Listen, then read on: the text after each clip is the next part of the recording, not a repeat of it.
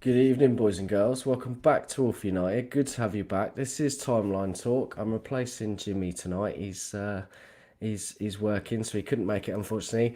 Got a great panel for tonight. Looking forward to getting into some really good discussions about a roller coaster of a week from a United standpoint. And yeah, get your comments in, get your discussions in. I'm going to be asking a few questions. I want to get your opinions on those. And yeah, we'll see you on the other side.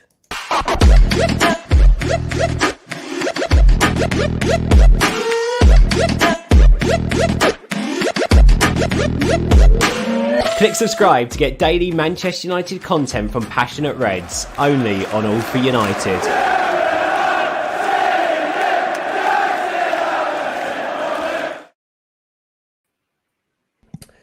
Good evening and happy Friday, everyone. I hope you're all good. Good to see your faces. Thanks for giving up your Friday. I do appreciate that.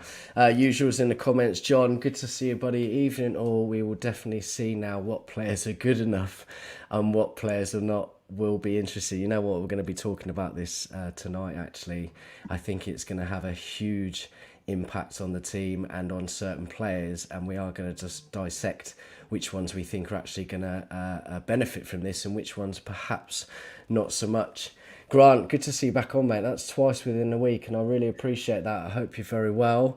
So your opinions then on Rangnick. We've had a roller coaster of a week, as I said, and I know a lot of people are very happy.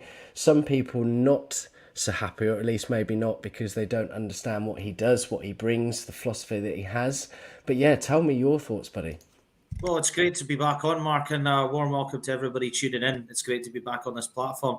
I must admit, I didn't know particularly a lot about Ralf Rangnick before a couple of days ago, but I was really grateful to a very great video that I watched via The Athletic, via Tifo, featuring JJ Bull, fellow Scot, and Ian McIntosh, who really kind of dissected very nicely what we were about to probably hopefully see with Rangnick's philosophy at hopefully Manchester United, really in terms of helping to really improve some of the pressing, particularly that Manchester United maybe should be trying to do further up the pitch.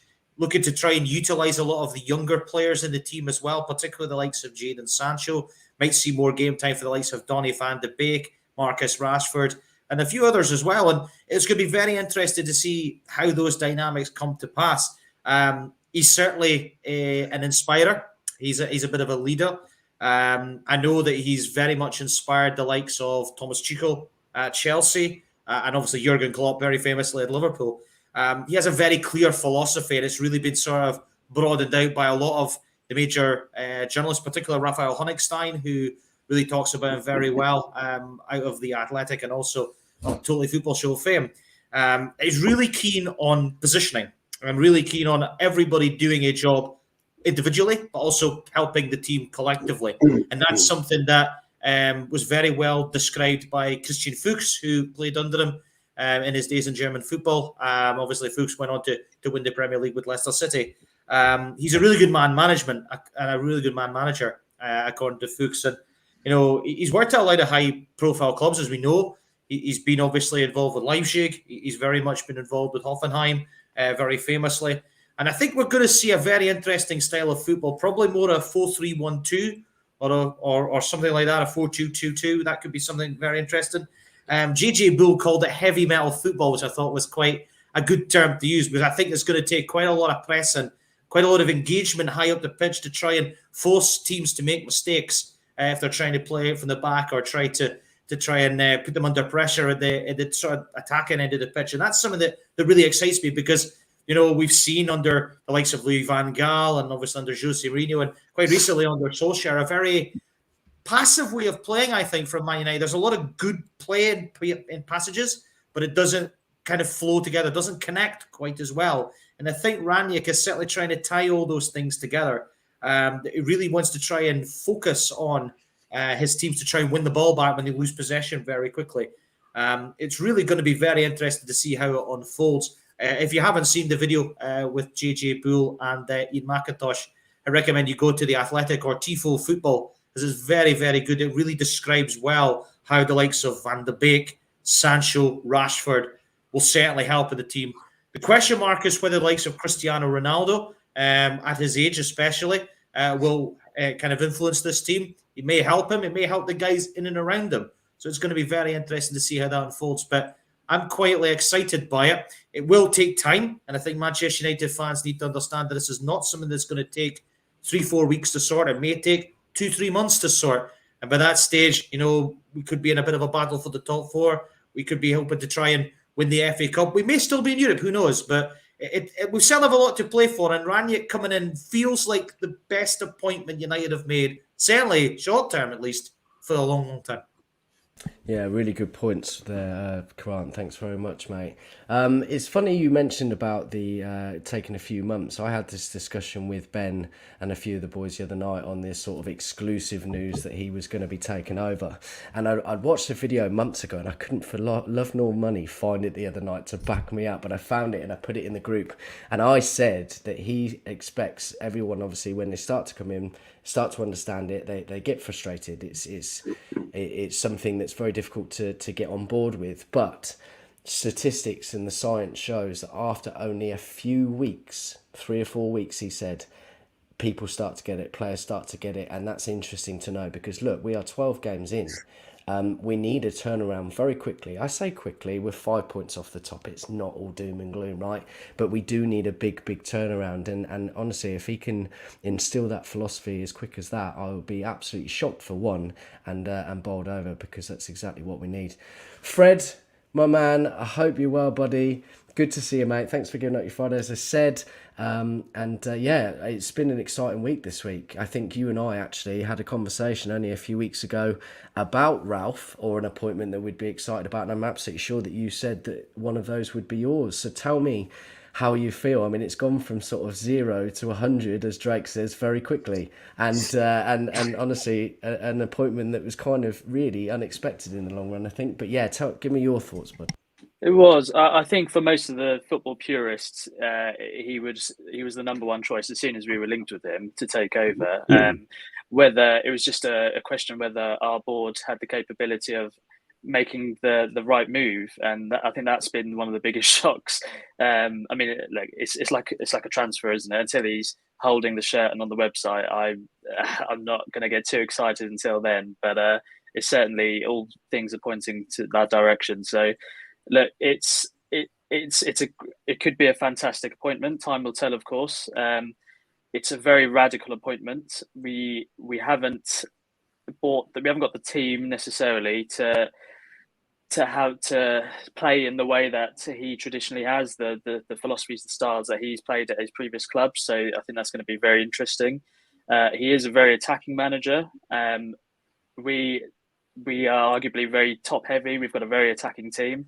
So that's going to benefit a lot of players, Sancho in particular, Bruno, Donny.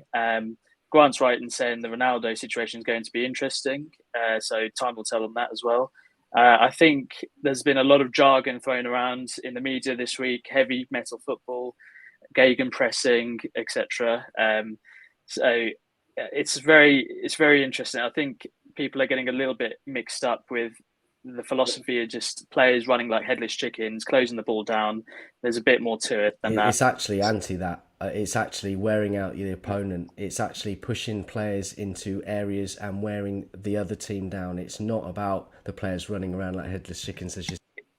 Exactly, and it's about phases as well. It's about turning over the ball as soon as possible, minimal passes before creating a shot and goal, and winning the ball high up the pitch, and then potentially trying to score effectively. So it is very exciting. The interim sort of the way that they're going, we're going with an interim, and then potentially Ralf moving to a board level or a contract, as they've said.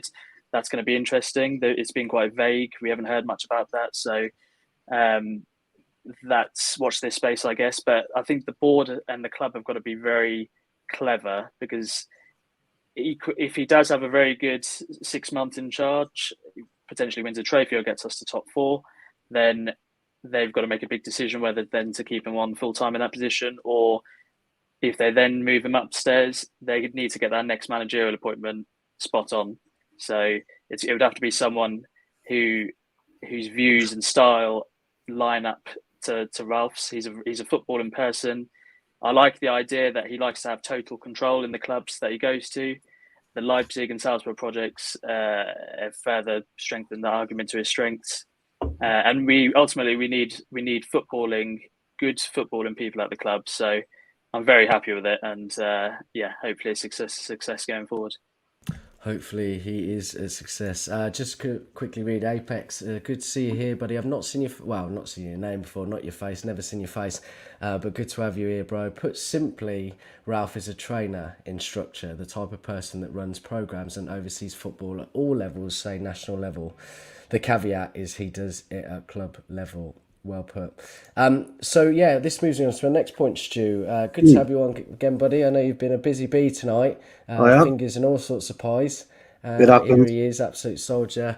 Back here again. Good to see you, buddy. So this actually moves me on to the next point, okay? I think United have actually made some very clever decisions here. Now, this is not the United that we're used to, and I think actually it's just testament to John Murtough. Everybody was, when he came in, thought, oh, Christ, another Woodward. Is he going to be a yes man? But actually, I think he's done a lot of great things since he's come in. The players we got in the summer, I appreciate it has messed up the system a little bit, were great signings. Really good signings. We couldn't have asked, bar a DM, a better summer. And he seems to be doing these little things gradually and making these decisions that are helping us. And he's brought someone in, as Fred said, that has a footballing brain, but that's a good thing going forward, isn't it? I mean, if he takes over for those 2 years, you've got one of the best footballing brains in place that can take the club forward. Yeah, I wouldn't disagree with anything the lads have said, actually. I was championing alongside Karthik, actually, a few weeks ago. Rangnick would be my ideal choice. And then I would go Ten Hag in the summer, because I think it'd be a match made in heaven. The interesting thing is that when you look at our squad balance, and we've been speaking about this for months now, we don't have the correct squad balance in place. And it'll be interesting to see what he does and how he utilises the players. And Fred's absolutely right. Everybody considers a pressing game to be a 90-mile-an-hour close a player down immediately. Where actually a pressing game is about zones and segments, which I talk about all the time, as you know, Mark. So I'm not going to go down that road either. What will it's going to be a dream for you, isn't it? Yeah, of course it is. Yeah, what will be of real interest to me will be application and desire. What players can apply what Rangnick is trying to do, and have they got the desire to implement what he's trying to do? Now, the one player that's really going to benefit from this is Fred, because he's the one who's got the energy, the desire to go after a player. He's just got to think a bit more, as we've spoken about many times. I'm so pleased you said Fred. I've had this conversation with so many people today, and I think he's going to be one of the players that's really going to benefit. He is. And I also think Donny van der Beek will. And I don't think Ronaldo will be taken out the side either, because Rangnick's, if anything, he's not stupid. And although currently, right now, Ronaldo does disrupt our momentum, we all know this. It's kind of, he's a one-shot, one-goal merchant. So we only get one chance in a game. It falls to Ronaldo. Chances are he's going to put it away. And you need that type of player around you.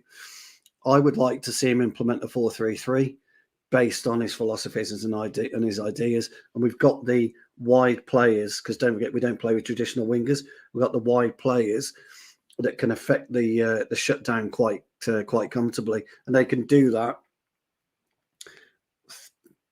2/3 of the pitch. They can shut down the full backs, the wing backs. Ronaldo can take care of the centre halves 2/3 of the pitch. So the only problem we've got, fellas, is we're not fit enough to do what Rangnick would like to do right now.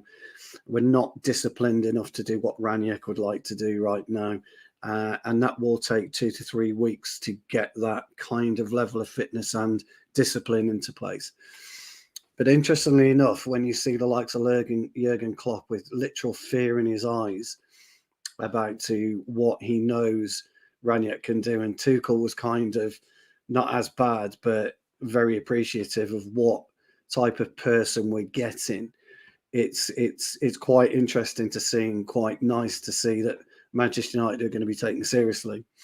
One thing I would say is it's a tremendous business decision It's an emphatic business decision.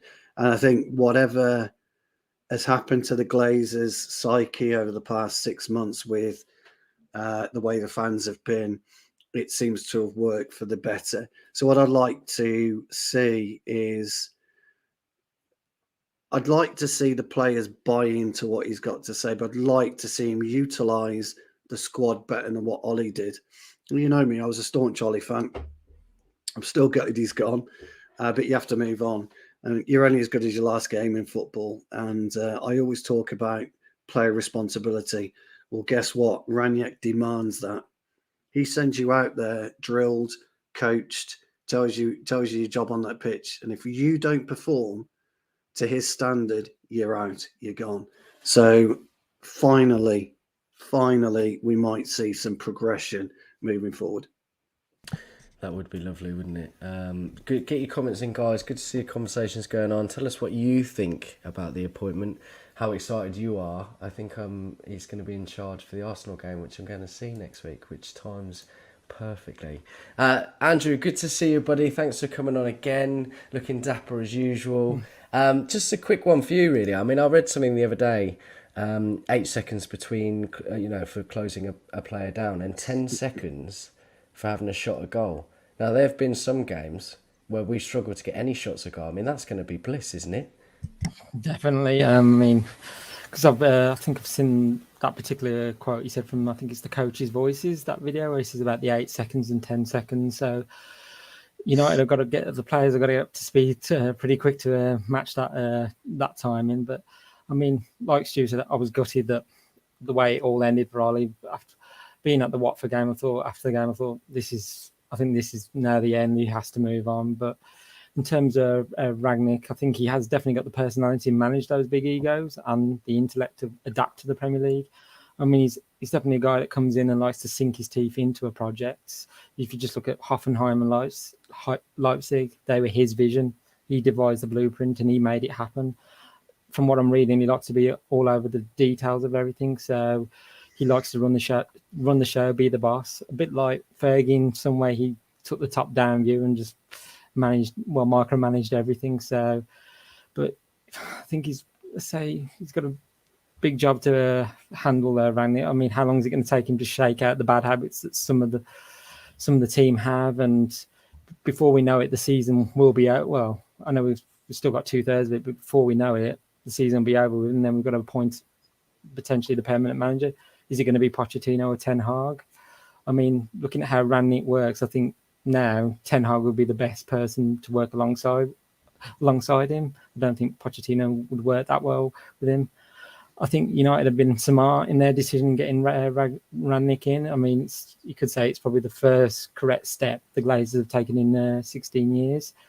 And also those at ball level will get benefit from Rangnick's experience. Murto, Fletcher.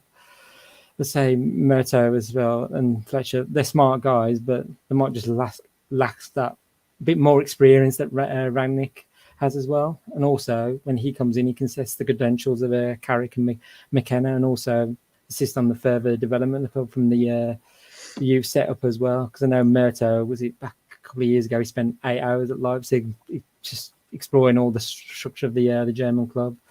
So it's going to be interesting times at United. I'm just seeing how they're going to change over the next several months, and hopefully get back up into the top four. I'm sort of ruling out we're going to challenge for the title. You just never know in this Premier League, so we'll just have to see. Yeah, I think challenging for the title is a bit out for sure. But listen, you know what, and this is what it's all about. We've gone through a pretty shitty time in the last couple of months, and it's nice to be able to sort of get excited again and really feel that buzz and really want to see those changes. And if anyone is going to do it, it's going to be him. And I'm not saying that as a biased United fan that's getting carried away. He's done it.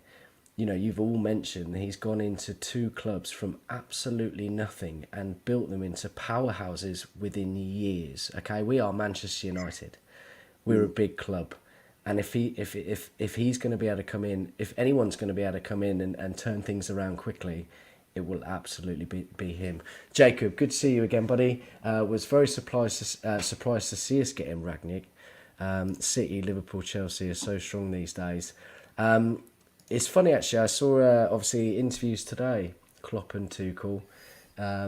His philosophy is widely used, revolutionised the Bundesliga, and is something that those managers base their football on. And when they were interviewed today, Klopp, being the usual Klopp, being a bit of a shithouse, went in and said, "Oh, they've finally got someone to." And it's like, and the Echo actually made me laugh so much. The Liverpool Echo said, "United getting Rangnick in shows what a job Klopp has done." Okay, so you've just invented Man United getting a manager. Okay. Absolute tossers. But anyway, so really, really great news and really happy with that. I'm just going to do a quick fire round with you all, actually. I want you to give me one player, and we'll go into a bit more detail, of who you think is going to struggle. Try not to choose the same as everybody else, but you can. So give me one player that that you think is going to struggle. Andrew, I'll start with you, bro. It's a difficult one. I'm just trying to think which players would struggle the most. I don't know. I'll come back to you if you want, bro. I'm interested to see how Wan-Bissaka does under Rangnick. I'm just thinking, yeah, he's great going defensively, but this pressing style of football is, I know Aaron Wan-Bissaka can attack, but he's not quite at the level yet. So I'll be interested to see how Rangnick develops him over the course of the several months. So whether he can do anything with him remains to be seen. Yeah, fair point. That's a good one, actually. I thought I had a conversation with today. I think Aaron Wan-Bissaka is not necessarily. He takes a long time on the ball, doesn't he? He's not as ruthless going forward. Cuts it too much, and I'm thinking, get to the byline and cross it in. That's exactly. Like Sancho, who's getting to the line, and I'll get the ball in, and we'll create something out of it. Yeah, exactly. But it'll be interesting to see what he does. I mean, this is the thing, isn't it? I mean, we're not coaches. Well, barring Stu, he's obviously a professional footballer, but we're not anywhere near it. And it's easy for us to sort of have an idea and have a judgment, but that could be completely thrown out the window, and we might see some really good surprises. Stu, I'm going to come to you next, buddy. So this is why this channel has the best fans and pundits on, because Wan-Bissaka is exactly where I was going. He's spot on. Andrew's exactly right. You can cherry pick a Martial. You can cherry pick a Rashford, a Greenwood, all of those, which most fans would cherry pick. But you've got to look at the overall shape. And he's spot on, Andrew. I'm with you 100%. That's exactly where I was going to go. And I'm not going to change it or debate it, because everything you said is correct, mate. Yeah, good points. Well made. Thank you, boys. Fred, your one, buddy. I'm just going to read this very quickly, actually. John is sort of mentioning Pogba a few times tonight, and I've had this conversation too. I think he could be one that struggles, with his, venturing into his last 6 months. His head may be elsewhere. We don't know. Rangnick might come in and that might not be good enough. And actually, I don't think... He's another one that has to use his ability and strength on the ball and take his time. And I think it's going to be too quick for him as well. And I think he makes a very good point. Freddie, sorry, bro. Your player. Yeah, I actually think there's going to be quite a few people who struggle. I probably would have said Wan-Bissaka as well if I went first, but I would have generalised that. I would have said both wing backs, Shaw and Wan-Bissaka. There are some comments that have circulated on Rangnick's views about Shaw last year, and he was very derogatory of him in terms of his willingness to go forward and his inconsistency. I'll throw a curveball out there. I think Maguire could potentially struggle, and I say potentially with a big asterisk on it. Like you mentioned, it could go either way. It's all hypothetical, but with Rangnick's style of play, he does play a high line. He's very aggressive, and on the defensive side of things, you need pacey defenders, and Maguire's not. That's Maguire's biggest weakness. Yeah, one ball over, he could be exposed.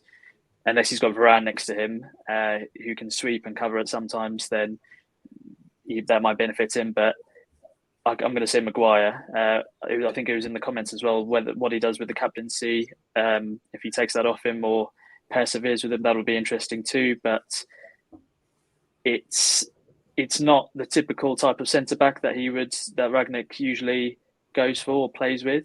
So it's going to be interesting to see how he goes. But there are a few others. I'm sure Grant will touch upon it. But Pogba, Martial too.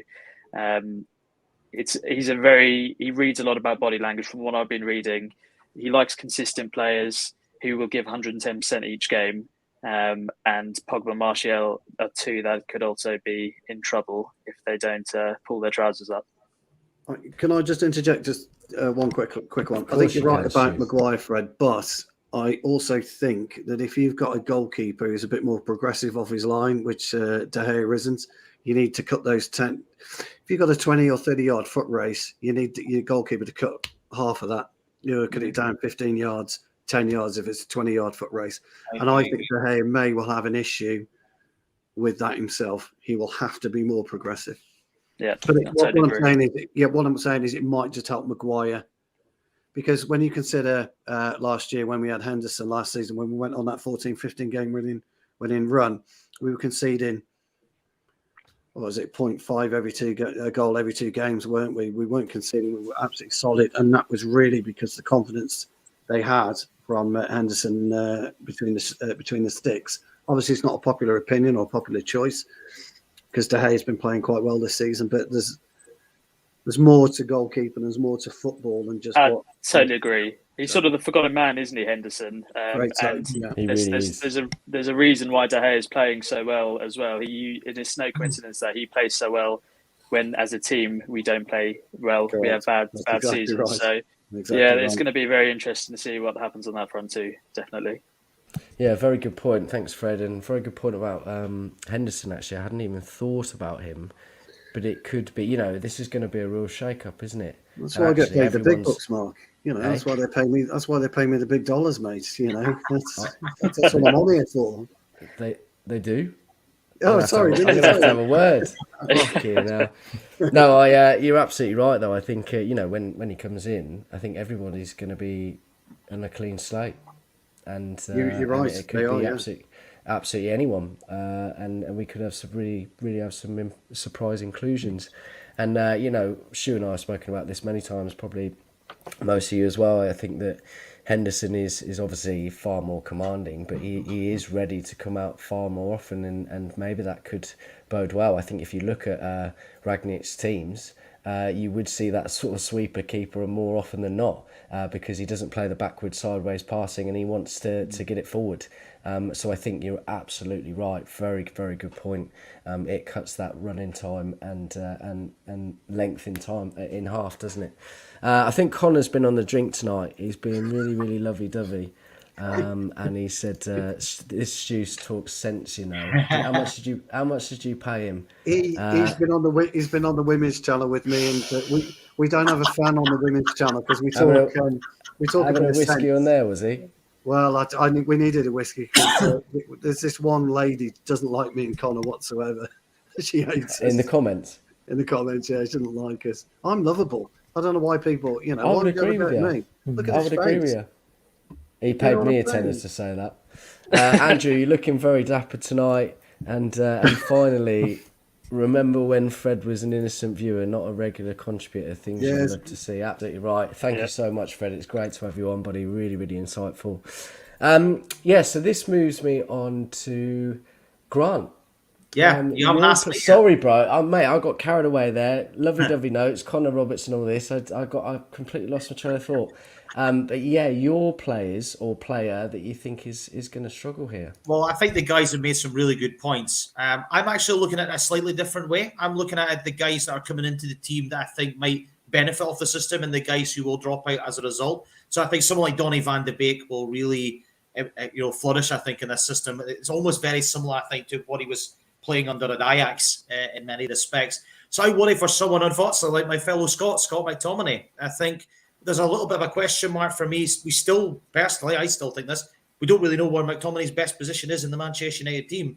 Is he a sitter? Is he a sort of box-to-box midfielder? Does he suit the system? We don't know. So I just wonder, and I like McTominay. I think he's been very good for Scotland, and I think he's done very well when he's been called upon for Steve Clarke. When I watch him for Manchester United, he will have good games, but he'll also have some very mediocre games. Now, he's still very young, and I still think with an experienced midfielder alongside him and teammate, I think he'll get better. We've seen too often that friend McTominay partnership and it not working out. And I just think with Rangnick coming in, that's going to be someone he will try and address quite quickly. Will it be to bring in someone like a Van de Beek to try and just give that little bit more of a energy in there, like we have saw in the Champions League game against Villarreal at in the midweek? I thought that was a really interesting dynamic he used. I worry for Pogba as well. I know that was mentioned earlier on. That's the one guy that I had noted down here. That was the two guys I had noted down. I think the fellas have made some very good points, particularly on Wan-Bissaka. He is one person that I would have real concerns about. I know Andrew had a point, so I'm going to stop and let Andrew come in.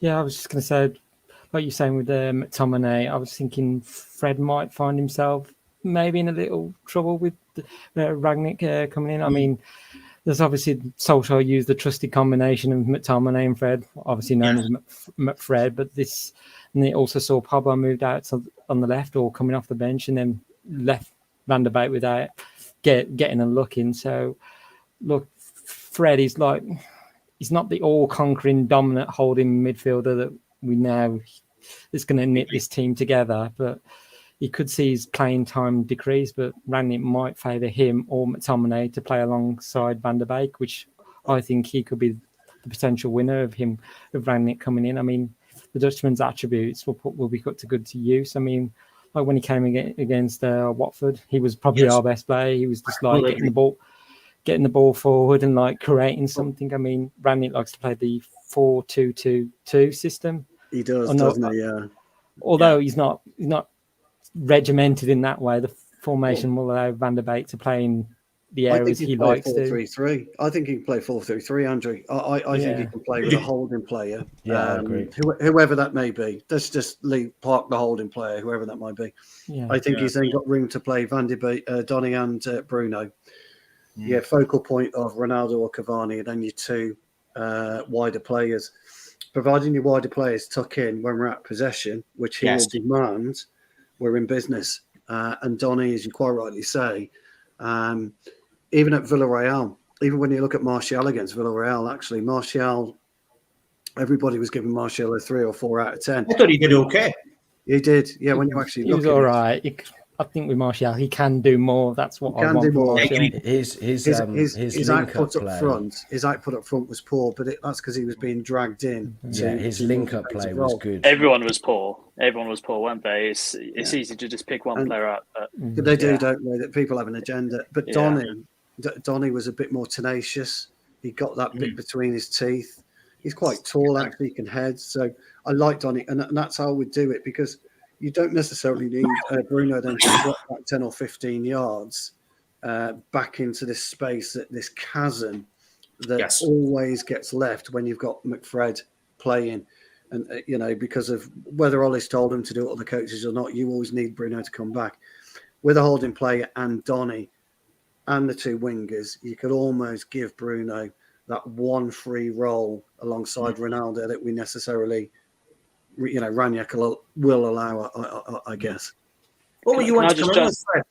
Yeah, I just wanted to touch upon Andrew's comments, actually. I actually disagree. I think Fred's going to be one of the mainstays, actually, one of the big guys in midfield. That's what I think. Yeah, I think in terms of the actual style himself, Fred's probably best suited to it. He's one of our only midfielders with legs. And I think we saw against Villarreal, he actually played in an 8. He played further forward, like he does for Brazil, and he kind of saw that when he kind of broke that line to break for the Ronaldo goal. I was saying that exactly, and the second goal. I wonder if Rangnick was quietly looking at that and thinking, "That's the sort of one thing I want to see from my teams week in, week out." Exactly. So I think Donny and Fred, they're going to be very big players, I think, in this new midfield. And there's going to be a few players now who were potentially looking to leave in January or the summer. They might have their heads out. Yeah. The interesting thing, though, Fred, don't forget, buddy, January transfer window this year and next year will be the critical window for players who's got any aspirations of making the World Cup squad. Absolutely agree. you're not going to give yourself 2 months to play yourself into your World Cup squad if you move Absolutely. in the summer. You've got to look at it from January. So I think you're right. I think you make a good point there, mate. I think there's one more winner as well that we've not mentioned, Sancho. I think Sancho is going to be a huge player. And he'll benefit massively in that. Hugely. And he's sort of, recent weeks, he's been slowly building up his form. And I just think he's just going to explode under Rangnick. And I've been crying out for him. I know you have as well, Mark, to play on the right. Villarreal, finally, he got his goal. And with the way Rangnick plays as well, he sort of likes those players in the half channels. Sancho operates there best, although that does then require the fullbacks to overlap, hence why the Wan-Bissaka argument comes into it. But yeah, I think Sancho is going to will probably flourish under this regime, hopefully. Very good just point. Go on. On Fred's point, I think another winner is going to be Mason Greenwood with Rangnick. I mean, Rangnick's got a track record of developing and improving players, and he'll love the opportunity working with Greenwood. I mean, he will look to develop Greenwood as a striker. I mean, at the moment he's out on the right. He'll make Greenwood like a much smarter, hard-working, and even better technical player than he already is. I mean, definitely. I mean, he progressed under Solskjaer, but I think Rangnick's going to take him to another level. So he's going to hopefully live up to the potential that all us United fans can see in him. So yeah, and see over the course of the season. The benefit with these young players is they're going to have Solskjaer's a different manager to Rangnick. Greenwood's going to have taken the best bits from Solskjaer's managerial side. He's going to take hopefully certain aspects from Rangnick's side. It's going to enhance his game basically. The other thing I'll say as well is there's a potential with a radical change in style. There is the potential for a lot of injuries. So I think we're coming up to the Christmas period as well. So we're probably lucky. We're lucky in one regard because we have got a deep squad. But yeah, it's something to consider, and everyone's going to get their chance, I think. I think you've got to go back to 2 years, maybe 3. When Klopp's teams, if you remember, he was working them so hard for the first 6 months of the season, they were falling off. They've now finally last couple of seasons, they finally adapted to what he's trying to do. And that's based on the Rangnick's philosophy of the 8-second rule, so to speak. And I think we've got to be wary of that. Manchester United have got to be wary of that. The players have got to be wary of that. And don't forget, though, I mean, I was saying on the women's channel earlier that fitness is a big issue for any footballer, but the player has a responsibility to keep himself fit, to keep himself in shape. It's not just the club that's got to do it, it's the players. So if I was the players now, as soon as I'd heard what was going on, I'd be researching Rangnick, finding exactly what he's doing. I'd be on the phone to players that play for Liverpool that I know. How does Klopp train you? What's it all about? Doing the same with Chelsea, so they can get an idea of what to expect when Ralf comes in, whenever he comes in. Yeah, great points and very good point about Mason. I totally forgot about him, and I totally forgot about Henderson. Really good point there, and you're absolutely right. He really allows or helps the youngsters flourish, and he'd love nothing more than someone like Mason. Don't forget Ahmad as well. Ahmad, star boys, Nedgebury, absolute star boys. Yeah, it's going to be, and this is why it's so exciting, because we're plucking out all these players, and actually we ain't got a Scooby what's going on, and we'll have to wait and see. But there's so much potential there, and I think we're going to get a lot of surprises actually.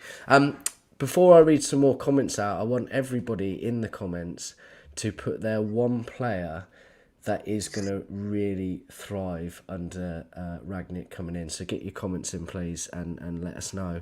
Fred's already got that done. He jumped the gun on that one, didn't he, Fred? Yeah, typical. Typical. What did he say?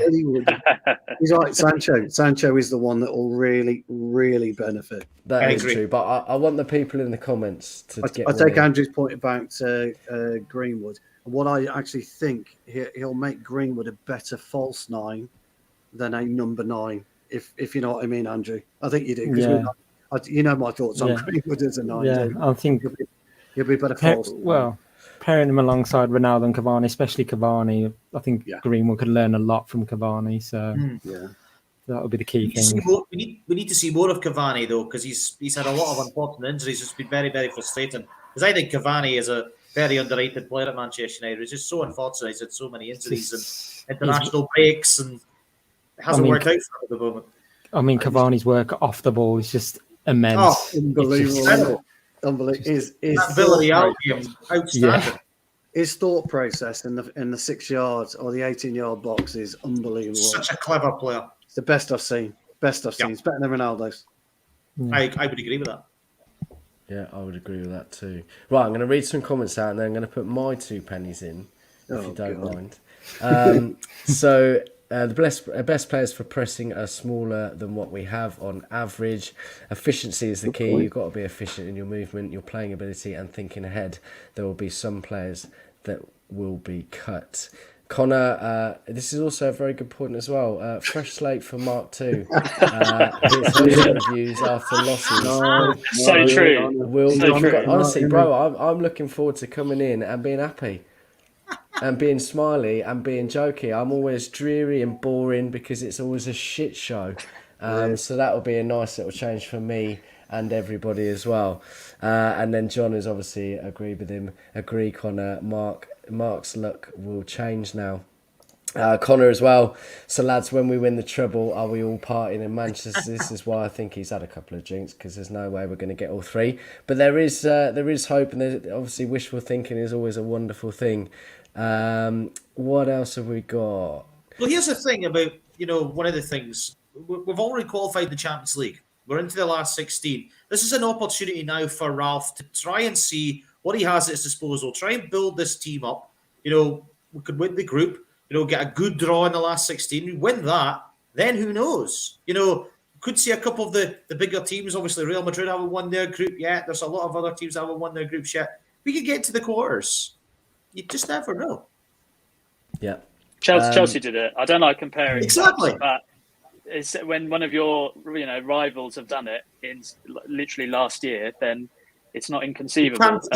Absolutely. And even in the league, all we need is a 5 match sprint, and we're back in the game. So it's fine margins. It's still fairly early. Hopefully we're in a good position the other side of Christmas. Yeah, I agree. I'm absolutely loving the I just wanted to get that in there.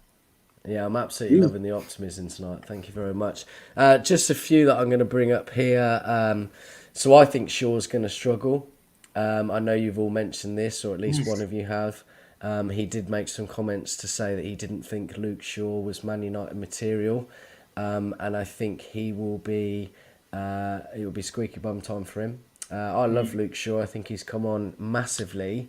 But is he going to be able to handle that pressure? I don't think he does handle pressure very well. I don't think, as soon as anybody has anything to say about him, he does seem to go off the boil. And I mean a pressurous sense, verbally through media and someone being vocal about it, and also the pressure in the game. I think when he's under pressure, you see a lot more mistakes by Luke. And I think that could be an issue for him. Aaron Wan-Bissaka, good point earlier. I actually think it's either going to work one or two ways. It's either going to go really badly for him, or this is going to be what he needs in order to get that attacking prowess out of him. Okay? So it's going to be, a flip of a coin really, and we'll have to wait and see what happens with him. I think McTominay's going to struggle. And the reason why I say that, actually, funny enough, you talk about TIFO, T-I-F-O, isn't it? The video. I watched one of those a few weeks ago, and I'd like to bring this up at the moment, but his cover shadow is a problem. And in a system that Rangnick is going to be instilling, you need to be available at all times, and he tends to sit just behind a player, and it makes him very difficult to find with the pass. So I think he's going to struggle. I actually think you're absolutely right, Stu, about Ronaldo. I think he would be stupid not to include him, and he's not an idiot. He's a very, very clever man, and I think you will see Ronaldo still. I think he's going to play him as a false 9 actually, and utilise him in the middle like Firmino is in Liverpool. Sorry to bring up those disgusting bastards. But yeah, I think that's how he's going to play him actually, and I think you're absolutely right when it comes to Sancho. I think he's going to absolutely thrive in this system. You've got to remember he's just come from Dortmund, who play a very similar formation and style to Exactly. what he is going to be used to, and I think that's going to help tenfold. I think Van der Beek, as you've already mentioned, I think Fred is going to surprise everybody. And I really hope that for him, because I know that there's a good player in there. We see that for Brazil, and I really hope that this is going to be his moment of clarity, and he's gonna really be able to push on. Some of the people in the comments are saying Tellez. Oh, I was going to cough, not going to cough. Tellez would dethrone Shaw. I think there's been a few comments like this in there. Diallo, another one that's going to really improve. I think that he will. I think that was in response to Tellez. Is that right? Yeah, that's right. Dallo. Stu, do you think Dallo could give Aaron Wan-Bissaka problems? No? Not a hope. Do you Not not a think hope, that no. he might suit that pressing style a little bit better? He'll suit Raniak's style going forward, but he reminds me very much of Alonso. We were on the tactical preview last night, and we were talking to a Chelsea fan, and I made the point that because Chilwell, who's better defensively than Alonso is going forward, I think we can get at Chelsea defensively on Sunday. Sancho in particular will absolutely destroy Alonso. He'd have had a tougher game against Chilwell. It's the same thing, unfortunately, for Dallo. And at this point in time, I don't think Rangnick can risk a very good offensive player, but a suspect defensive player, the way that we're playing at the moment, defensively or as a unit. So, sorry, Diogo Dallo, but off you go to Roma, pal, in January. I think it's quite telling as well that I love Wan-Bissaka. I'm a huge fan, but I think it's very telling that Trippier was heavily discussed in the summer. I think the club have identified that as a real problem area. And is he a league-winning right back? I don't think he is. You're all right. Trippier gives you both. Trippier gives you an ability to defend, or at least positionally. He's not as good a tackler as Wan-Bissaka, but nobody is in a one-on-one situation. But his defensive positional play is top draw, Trippier's, and he's excellent going forward. Very, very good set-piece specialist, dead ball. So, yeah, absolutely right. Where Wan-Bissaka is streets ahead of everybody else when he's on his game is his one-on-one tackling. Yes. He'll get beaten once, but he won't get beaten twice, and that's key. Now, luckily for us, we've not been attacked down the wings recently, or certainly not on Wan-Bissaka's wing. It's always been Shaw and Maguire getting in each other's way, and that's really Shaw's lack of intelligence this season for some unknown reason. I don't quite know what's gone on there, and his positional play has not been up to standard.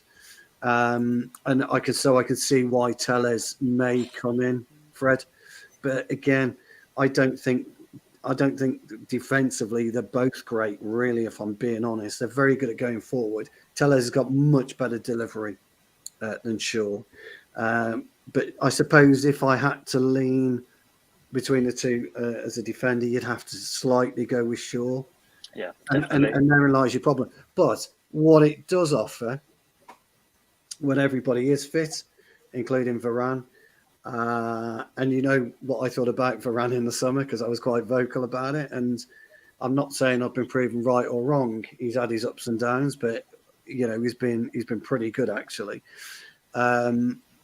He does have that ability, Rangnick, if he ever decides he wants to push the back five or the three at the back with the two wing backs, providing he gets the two wider players or whoever he decides to play up top, to be disciplined, then we should be okay. But it'll be interesting to see how he views it and how he sees it. Yeah, very good points, guys. Thank you very much. One thing I will say is in a Rangnick style system, I don't think you see too many whipped crosses. I think there is actually very narrow and a lot of short passes. A bit like, you talk about Arsenal under Wenger when they first sort of, tiki-taka football, very similar to that. And I think that Tellez could suffer for that. I think Shaw likes to cut inside a bit more and can play those real crucial balls within the channel.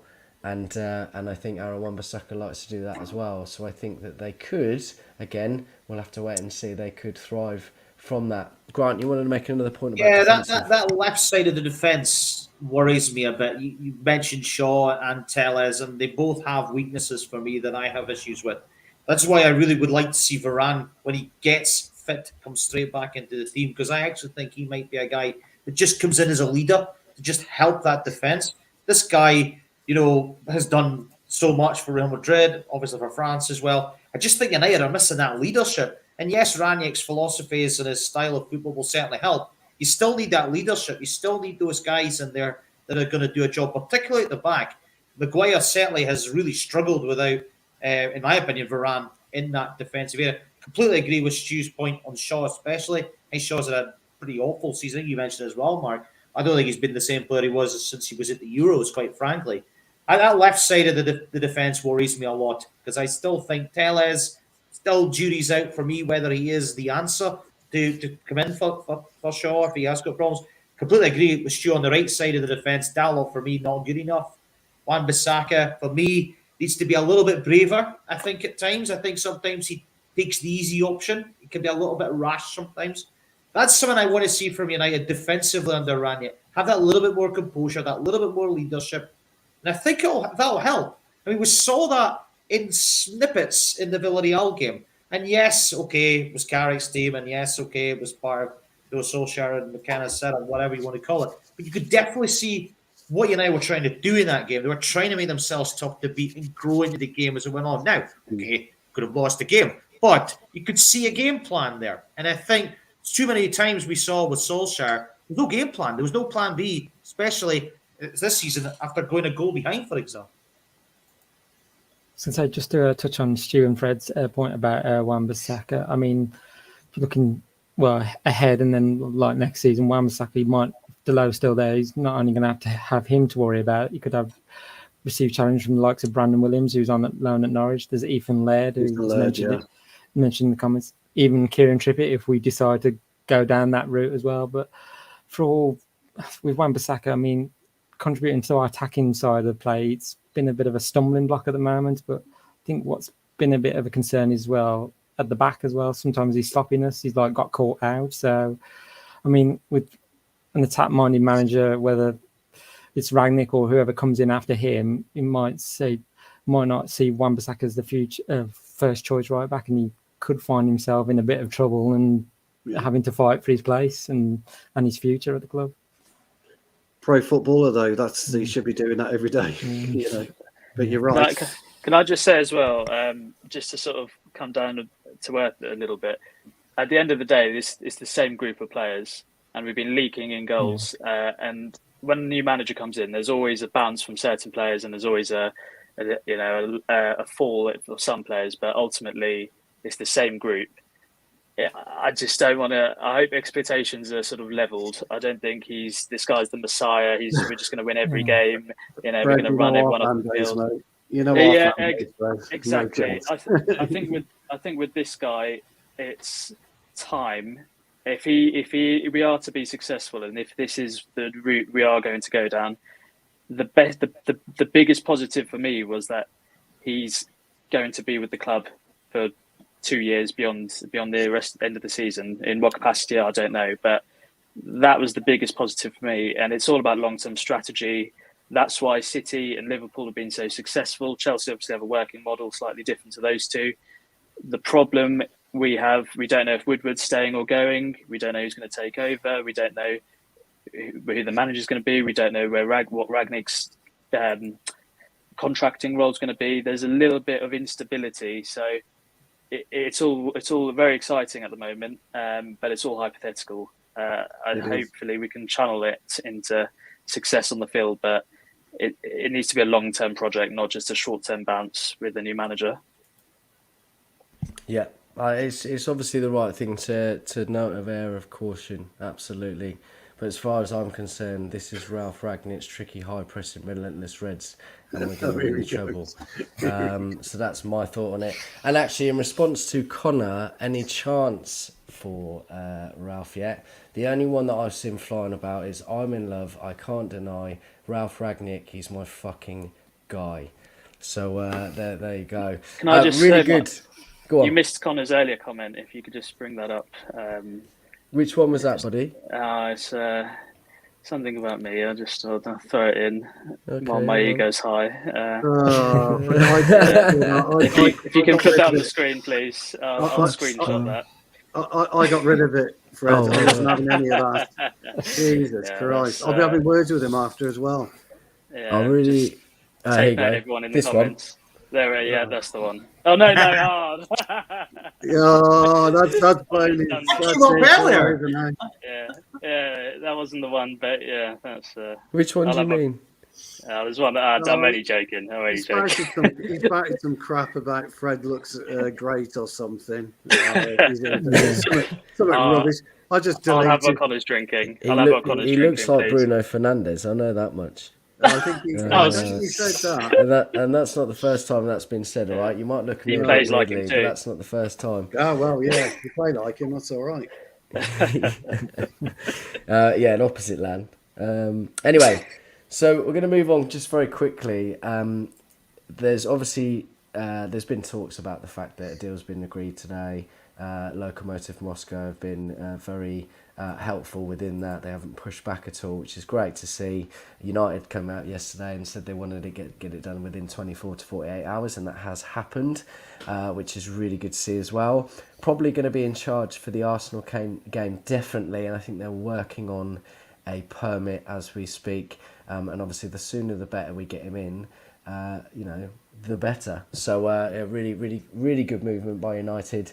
And whilst I struggle to sometimes, give them the credit where it's due, it needs to be given where it's due, and they've done really well over the last few days for sure. The perfect, and listen, I'm not getting carried away. I genuinely believe that this is the perfect interim manager. And listen, we can't sit here and say, look, if he doesn't do well, he might get it for 2 years. Maybe. He was in charge of Leipzig.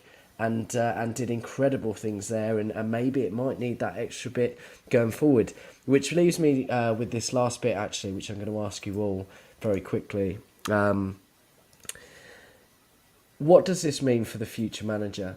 Now, I know that it's difficult to say right now. It's difficult to know what's going to happen. It might capitulate. It might be incredible. But do you think that United need to stand firm?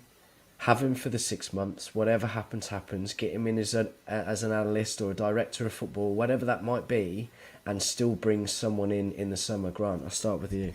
Well, I think we need to get to the end of the season and then assess how we've done. That's my ultimate feelings on the matter.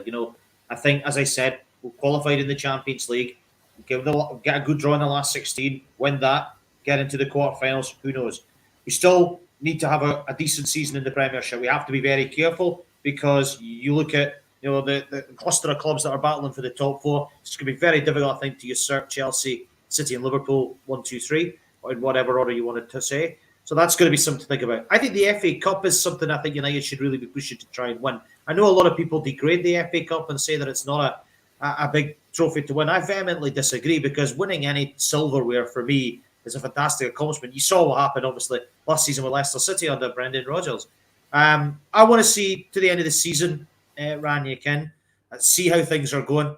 And you know what? See if he does win the FA Cup. Why not keep him on? Because surely momentum and confidence in the team, confidence in the players, confidence from the fans and for the fans is above anything else. And who knows, guys, coming to the end of the season, we don't know what's going to happen to some of the managers that have been touted at the moment that could have been linked for the play, where they're going to be at. We don't know what's going to happen with Pochettino. We don't know what's going to happen with Lopetegui. He was in the frame. We don't know about Valverde.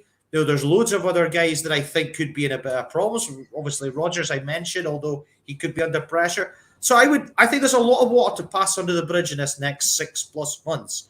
It's a big part of the season now for United. This is where United need to stand up and be counted. Players need to step up and showcase why they deserve to play for one of the greatest clubs in the world. You know, it really is now where United have to deliver. And I really, really hope that United have a really good second half of the season, because there's still plenty to play for and everybody should be on that page. Typical Brown Knight coming in there. Thanks for that, Grant. What did I miss? An hour worth of show, Sunshine, which you need to go back and re-watch. It's been a good one and lots of great information, of course. Great faces on today. Just wanted to say something here. Jacob, this is maybe chuckling a little bit in the background. We've got Rangnick, Super Ralf Rangnick. I just don't think you understand. He's better than Klopp. He'll take us to the top. We've got Super Ralf Rangnick. I really like that one, so thank you very much for that. Apex, great to have you on board, buddy. I've not seen you before, as I've said, but we'd love you to come back again next time. Really good comments. He says here, I'm more interested to see what Ralf does to try and move players out that he can't for various reasons. And I think that's a very good point. We're talking about the players that might thrive and the players that might struggle. One last comment I want to make on that, actually. That's a very interesting point, because I still think in January United might just dip into the transfer market. I'm not sure for who, but it would not surprise me if United dip into the transfer market for a player. I don't know what area, maybe that defensive midfield player that we probably should have gotten this summer, but I just wouldn't be surprised if United dip into the transfer market. I'm just going to pluck a name out there that I think would really benefit the system under Rangnick. John McGinn, Aston Villa. I think he'd be a guy that I think would really flourish in that system, particularly as that sort of pressing guy that he does for Scotland so well under Steve Clarke. I'm just saying that as a hypothetical idea, but I think it's something that I wouldn't be surprised if United do in January as well. So I just wanted to finish with that point. No, thank you for that. Fred, your thoughts on the new manager situation? I can imagine everyone's answer is going to be very sort of similar, but anything else that you might want to add to that? It's a tricky one. Obviously we want Rangnick to win every game ideally and go on a good run. If he does, no doubt it's going to be difficult to not give him the full-time role or offer it to him. However, I've been a big advocate for getting footballing people in the higher ups in the execs position, and this seems to be like a tap-in opportunity to get that, and one of the best in the business at that, especially with two managers as well that I've wanted for a long time in Ten Hag and Pochettino, who it's a bit contentious amongst our fan base. I'm not too sure why, but I think I would hope my best case scenario is Rangnick has a fantastic interim period and we move for one of those, and effectively he just has to lay the foundation, and the next manager, if they are going to go down that route, has to align their style, or they need to be quite clever how they align their styles, and just take over the play. You know, work with Rangnick. He needs to lay the foundations. What am I trying to say? Implement a style of play that we can play in the next 3 to 5 years. Basically, we need a long-term strategy. We can't keep shifting from Van Gaal style of play to a Mourinho style of play, and having this cycle of 2 to 3 years where we have a good few years and then a manager just gets sacked in the third year. That needs to stop. We need to just be resilient, put a long-term strategy in place, and that's not just on the footballing field. That's on the board level as well. So my hope would be we have a fantastic interim period. Rangnick moves upstairs and we get either Ten Hag or Poch in for the long term. And another on the January potential incoming side, Frank Kessie, he's a free signing in next summer. He's a fan of Man United. Hopefully our board have started to make moves on that front. But Dennis Zakaria as well. I mean, we need that midfielder. That's quite evident. Whether it's more complicated because that managerial positions, there's instability there, I don't know. But just a few names to sort of throw into the ring, and hopefully we do get someone in January. But more importantly, hopefully the discussions are taking place now, whether it be for January or next summer. Yeah, good points. Thank you, matey. Andrew, do you share the same sentiment as Fred? I think with Rangnick, he fits the bill at this moment in time for United. So get to the end of the season. I mean, with Rangnick, I don't think he has long-term designs on the job. So he's definitely got clear ideas of how he wants will have clear ideas how he wants us to play, and also once come the end of the season, he goes into that consultancy role.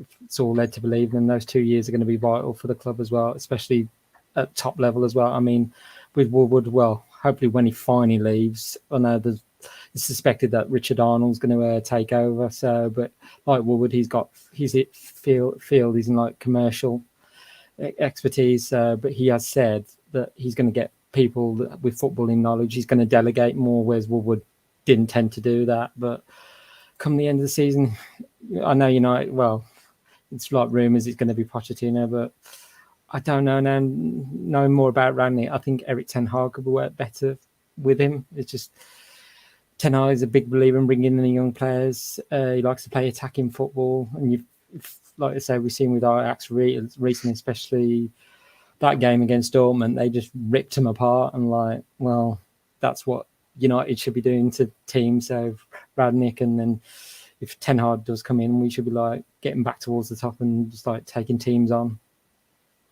Yeah, good points, well made. Thank you, mate. Stuart, you can finish this off there with your thoughts on the managerial situation and what you expect. I've not got a lot to say really, because I kind of agree with the lads. But for me, you just bring in Ten Hag in the summer period. I don't think Pochettino's right for us. Some people, love Pochettino. They like what he did at Southampton with his pressing game, like what he did at Tottenham with his pressing game, etc., etc. But I think Ten Hag is a better fit. I think Ten Hag will give us a more methodical Rangnick type of approach. I'm not so sure Pochettino will. So that's what I would do. And yeah, I wouldn't put him on a consultancy role though. I'd have Rangnick in as a full-time sporting director, and make him the link between Richard Arnold, which it is going to be Richard Arnold. I think Andrew's right, and the footballing side of the business. But I would also get him to oversee everything, including the women's side as well. So I think it's an important move. It's a good business decision with Rangnick, and it's a good temporary decision. And if we can get somebody like Ten Hag, or if we can get Ten Hag at the end of the season, I think it would be superb. With regards to January signings, I do quite like Kessie. He's okay. Brozovic would be my man for central midfield. He'd be absolutely brilliant for us under Rangnick. Perfect. Andrew's smiling because he knows I like Brozovic. we all do. Every man and his dog does, Stu. Well, that's true. Yeah.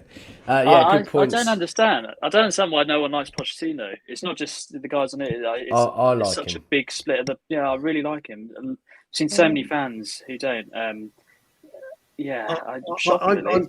not in the I don't like him. I just don't think he fits us. That's the key. I think Ten Hag is a better fit for us. I think I'm sort of the same as Stu. Question I have with Pochettino is how good is he at dealing with big characters? So that big players at PSG in Neymar, Mbappe, Messi, has he really coped with those guys so well?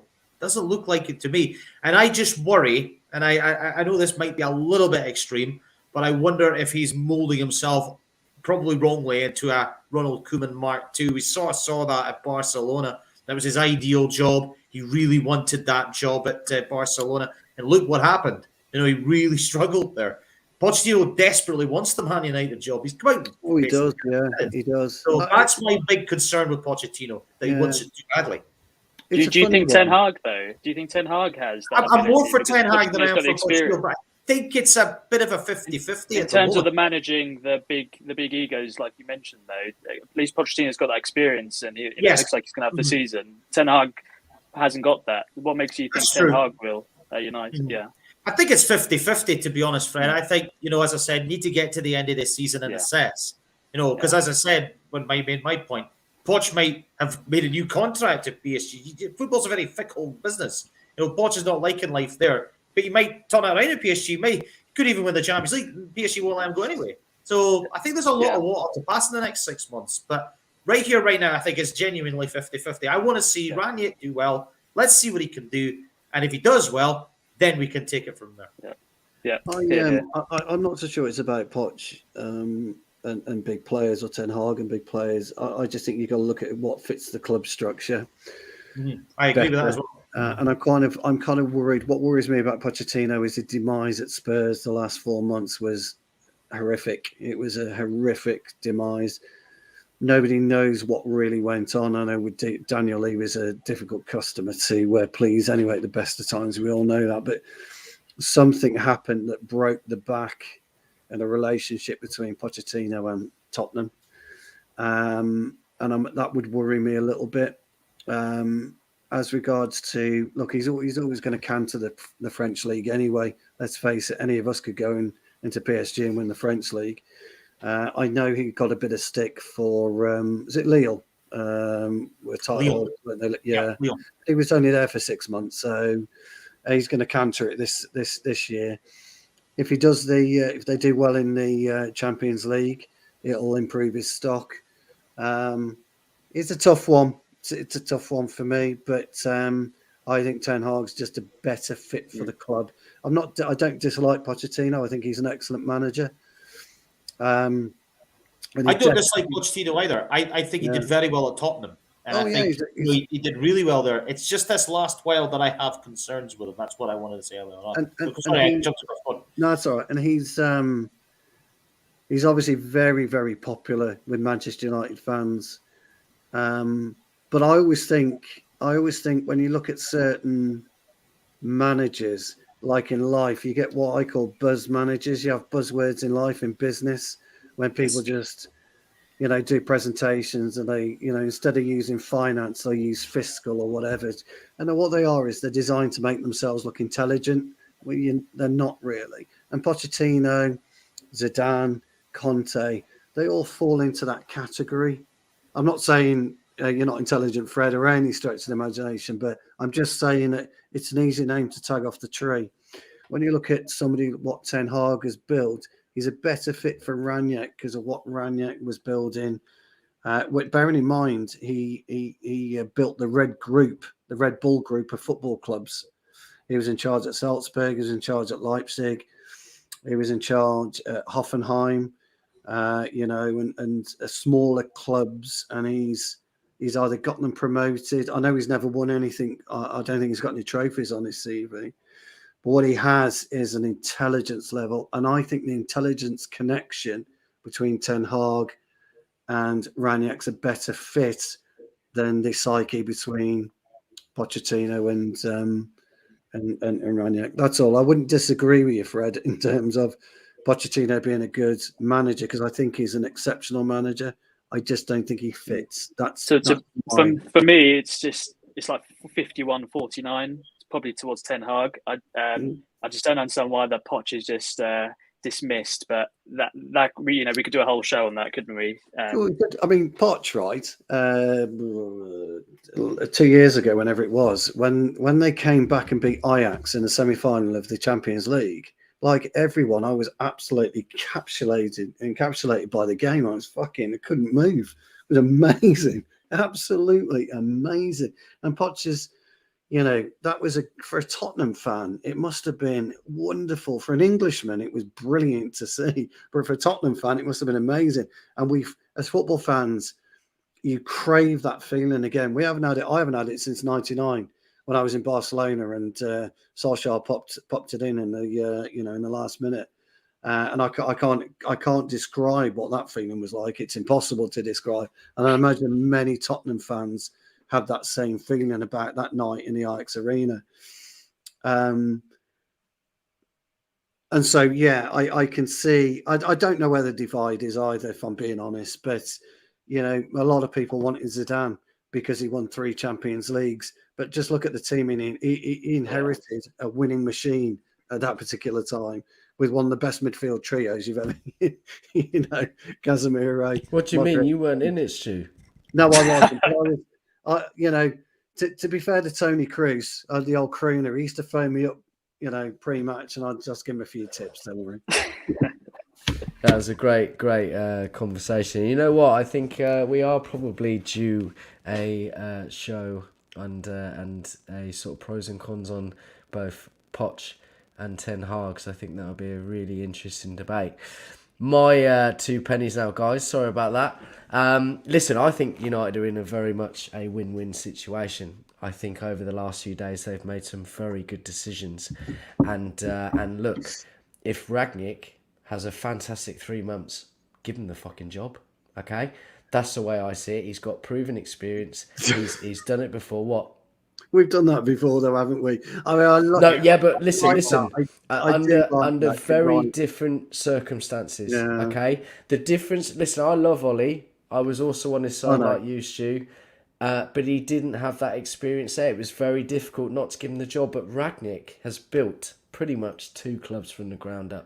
True. His footballing knowledge is second to none. His management skills are excellent. Okay, so I think that we're in a much better position now with someone like him coming in, and you got to say it tongue in cheek. But I look, if he does well, you can give him the job and know that he will continue to. As long as he puts Phil Jones in the 6, I'll support him. Yeah. I was just trying to find that actually. Phil Jones in the 6. Well, he might do. We don't know. But on the flip side, if he doesn't do so well, but has a mediocre or difficult 6 months, sorry, it's a huge stepping stone for someone to be brought in with the high press. Now, listen, I could sit here all day about Ten Hag and Poch. I love them both. And I agree with you, Fred. People were too quick to discredit Poch. The way that he brought in the high press at Spurs with the funds that he had, I'll tell you why it went to shit after that season. Daniel Levy didn't back him and didn't buy the players that he needed. Okay? I think he's a great tactician. He sets up for every game, and that was Ollie's downfall. He doesn't set up for every game, and that was a problem. He wanted to have one idea, stick with that idea, and hoped it eventually worked, and it didn't do that. But I think Poch can come in and do a great job. I think Ten Hag can come in and do a great job. And if this high-press Geoghegan football is going to come in, they will be able to how'd you say it? I don't know. I said Geoghegan the other day, and then I heard someone else say Gegenpress, isn't it? Gegenpress. Sorry. Yeah, Thank you, Andrew. I knew there was a reason why you got... Gegenpress, whatever. Yeah. Well, we got there in the end, didn't we? Yeah. It's Friday night. It's late, boys. We've had It is late. a long day. And I've been really, really ill. So give me a little bit of slack. No, but essentially, a massive stepping stone. I think either of them come in. I think it's going to be... a duck to water, if I'm honest. I think it's a massive, massive improvement. We will see. We will see in 8 months' time what happens in May. And honestly, I'm absolutely over the moon with the changes that have been made. Just want to say thank you to everybody in the comments tonight. Really good conversation, really good debates going on. Enjoyed it. And good to see the familiar faces. Good to see some new ones. Apex, I'm looking at you, my man. And also everyone else on the panel tonight. Great conversation. Thank you so much. As I said, thank you so much for giving up your Fridays. We'll see you very soon. We've got a few shows coming up. You'll be pleased to know that I will be doing the review show against Chelsea. Now, that might be my last loss of the season, so I'm looking forward to getting over that hill. But then we've got, obviously, Uncut on Sunday night. Thank you very much. Like, subscribe. Thanks for tuning in, and we will see you very soon.